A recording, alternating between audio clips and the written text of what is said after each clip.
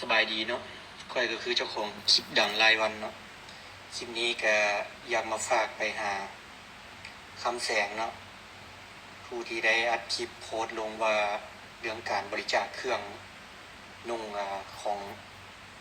ประชาชนที่เอาไปช่วยเหลือพ่อแม่พี่น้องผู้ประสบภัยก็คือชาวแคนตะปือของเขาเนาะ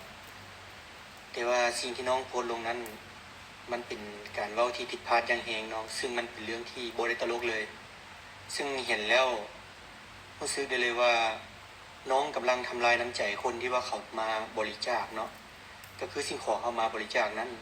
ก็คือที่เป็นสิ่งของที่ใช้ได้บ่ได้ก็ยาก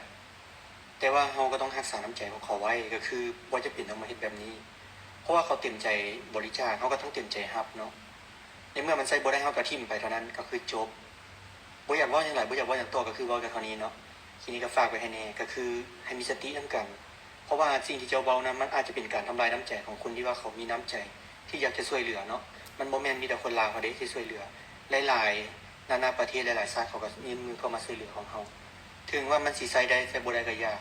ก็คือใช้บ่ได้ก็คืออย่างที่ค่อยบอกดึกทิ่มแค่นั้นจบเนาะฝากไปให้แน่